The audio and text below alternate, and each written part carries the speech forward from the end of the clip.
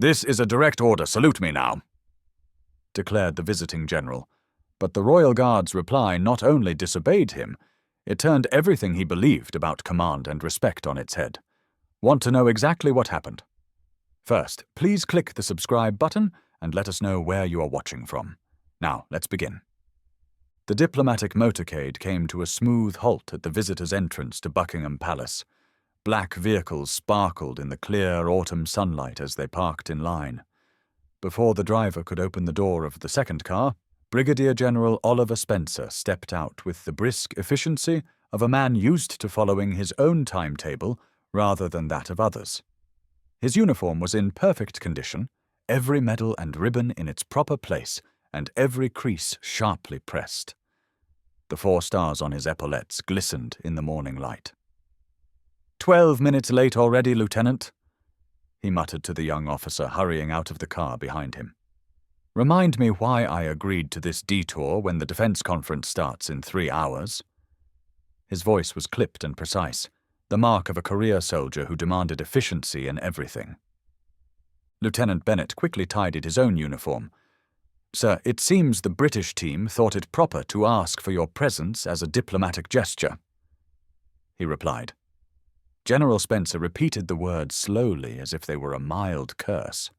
"We could be finalizing the Baltic security briefing instead of touring what is practically an expensive museum." His gaze roamed the palace grounds with the careful, calculating look of a tactician rather than that of a visitor. Soon a group of palace officials approached with friendly smiles and outstretched hands. General Spencer straightened his already perfect posture, slipping into what his colleagues secretly called his diplomatic mode, firm handshakes and precise courtesy that never quite reached his eyes.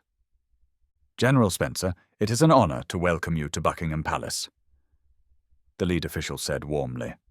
"The honor is mine," Spencer replied automatically, although his eyes continued to scan the area.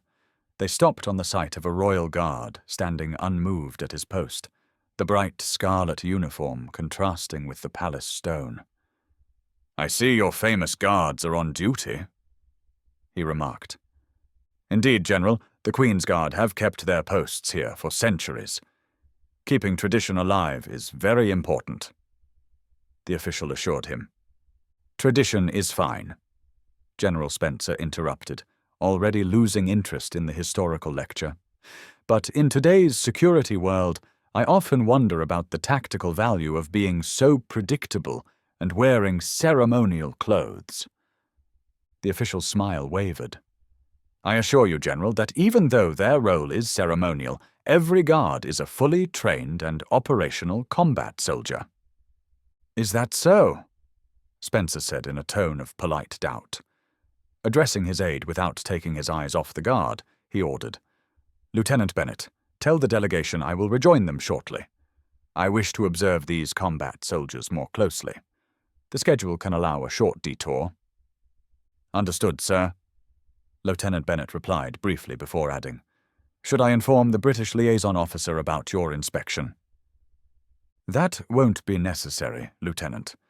As far as I know, watching public displays does not require diplomatic clearance," Spencer said firmly, dismissing him. He then moved away from the group. Among the onlookers was a retired British Army colonel, James Whittaker, who was watching from among the tourists. 30 years of service had taught him to spot early signs when military authority was being overstepped. He moved closer under the pretext of admiring a nearby plaque, but kept himself within earshot. "An interesting specimen," Spencer commented loudly enough for nearby visitors to hear as he circled the guard in a theatrical yet impressive manner. A young American couple exchanged uneasy glances. The wife whispered, "Is he allowed to get that close?"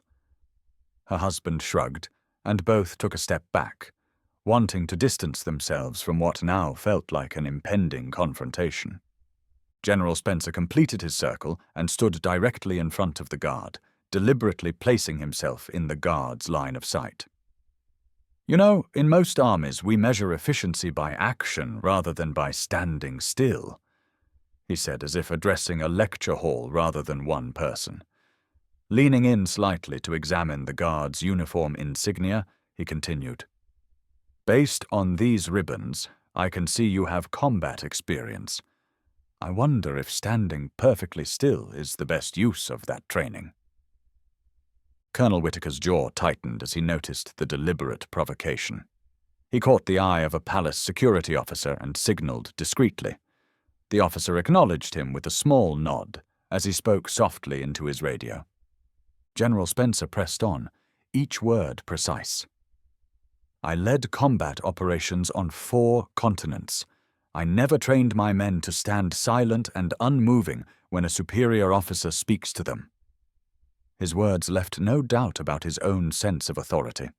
The guard Alexander Grant, stayed perfectly still, his discipline unbroken, the only movement being a slight flutter of a ribbon on his uniform as a breeze passed over the palace grounds.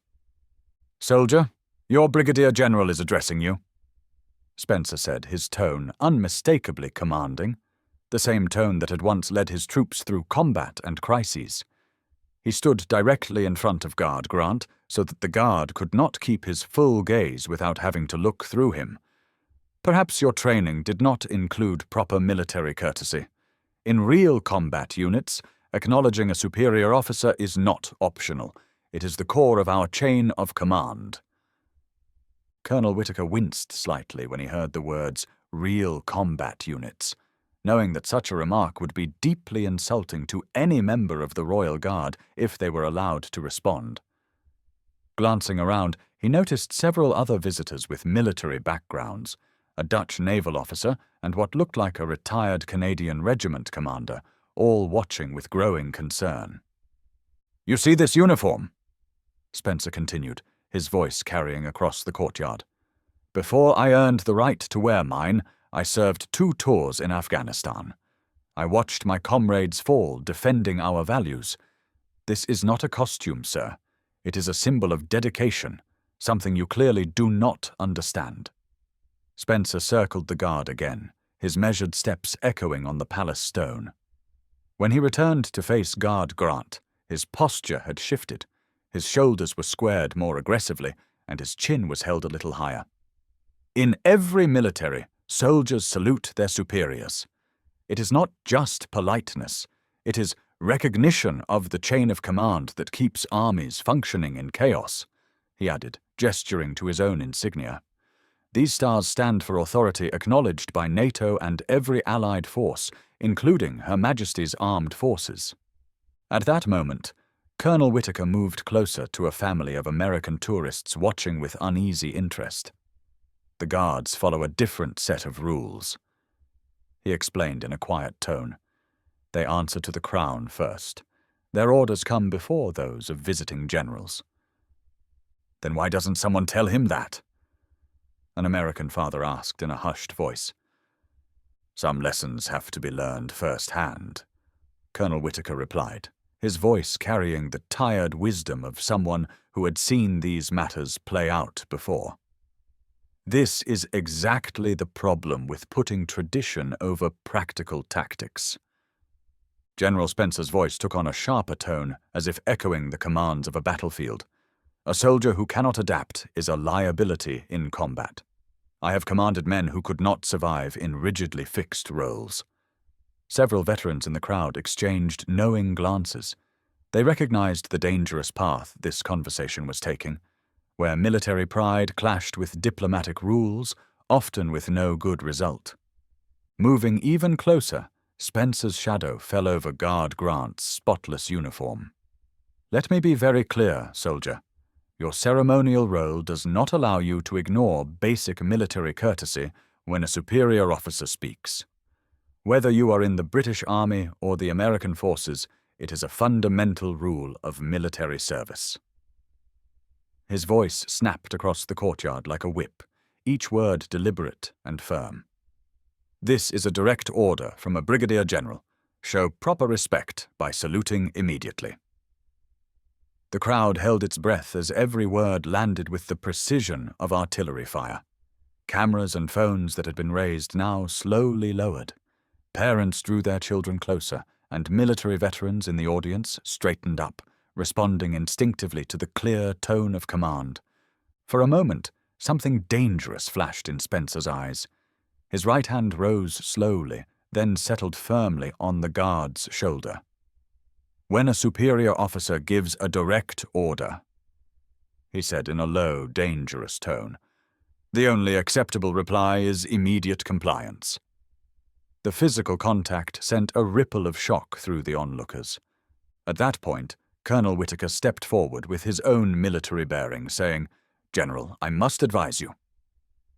But before he could finish, Spencer continued, his fingers pressing lightly into the scarlet fabric of the guard's uniform. "I understand the ceremonial tradition, soldier, but what I cannot tolerate is clear disrespect towards a NATO commanding officer." His voice was filled with absolute authority, the very tone that had led troops through battle and crisis. A young boy then piped up, "Mum, isn't he not allowed to touch the guard?"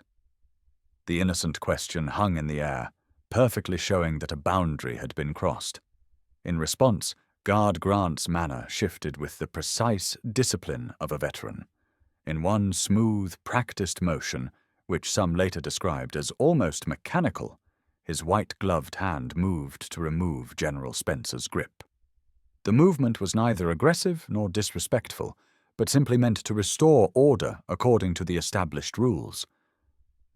"Sir," said Guard Grant in a calm, clipped tone that echoed British military authority, "I must inform you that touching a Queen's Guard is forbidden. I am duty-bound to ask you to step back to the designated viewing area." The gathered crowd almost drew a collective breath in the sudden silence. General Spencer's face changed from commanding confidence to a brief moment of shock, then quickly to anger. "You dare!" Spencer began, but Guard Grant continued with flawless military courtesy, allowing no interruption. "Brigadier General Spencer, while your rank merits respect within NATO forces, the current rules on palace grounds clearly state how one must interact with the Queen's Guard." Even as he spoke, Guard Grant maintained his forward gaze, following every ceremonial rule, despite the pressure of the moment. "Physical contact with a guard on duty is considered a security breach, and I must enforce that rule." His voice was steady and unyielding. Colonel Whitaker came closer, his military bearing obvious as he addressed Spencer. "He is absolutely correct, General. The guards work directly under the Crown, not under any NATO command structure. Their orders come from the monarchy first, and our standard military courtesies do not override that." Guard Grant, still perfectly still, made it clear that his duty was to maintain his position and follow protocol no matter what. A firm voice then came from behind, measured and authoritative without being confrontational. "General Spencer, I believe you have a misunderstanding regarding the protocol." Captain Alan Roberts of the Queen's Guard stepped forward with the measured stride of someone who was at home both in ceremonial events and in battle. His uniform was almost identical to Guard Grant's, though a few details marked his higher rank. "I am Captain Roberts, Guard Company Commander. I understand you have been discussing protocol with Guard Grant." "Your guard left his position to address me," Spencer stated, implying that this justified his earlier criticism of the ceremonial rigidity. "Indeed, sir," Captain Roberts replied calmly. "Guard Grant followed Standing Order 157 exactly, paragraph 3, which says that in cases of physical contact or immediate security concerns, the Guard is allowed to respond with minimal necessary communication. His response was not defensive, but simply an impressive adherence to our rules." Gesturing toward a quieter area of the palace grounds, Captain Roberts continued, "Perhaps we can discuss this matter in private, General. I would be happy to explain the historical and practical reasons behind our protocols." With that, the small group moved away from the crowd. As they walked, Captain Roberts explained in plain language, "Many people think the Queen's Guard are only ceremonial, but that is only one part of their duty. Each guard comes from active combat units, the very soldiers who have served in places like Afghanistan, Iraq, and beyond. In fact, Guard Grant himself was on a special reconnaissance mission in Eastern Europe just last month. At the mention of combat experience, General Spencer's expression changed. "Combat veterans," he said, reconsidering his earlier assumptions. "Exactly, General," confirmed Captain Roberts. "While their ceremonial role is very visible, it is secondary to their primary role as ready soldiers. Their standing orders reflect this dual responsibility, keeping alive a tradition that links our modern forces to their history, while being prepared to fight at a moment's notice." They paused near a more private part of the palace grounds. Captain Roberts chose his next words carefully. "When you addressed Guard Grant, you were not engaging with mere pageantry. You were facing a completely different command structure. His silence was not a sign of disrespect, but a strict adherence to the orders that require loyalty to the Crown above all else." General Spencer's military discipline reasserted itself as he listened. His many years of command had taught him the importance of adapting to new information, even when it challenged his long-held ideas. "I appreciate the clarification, Captain," he said, his tone shifting from confrontational to professionally engaged. "In my 30 years of service, I have seen many military traditions, but none so particular about their protocol."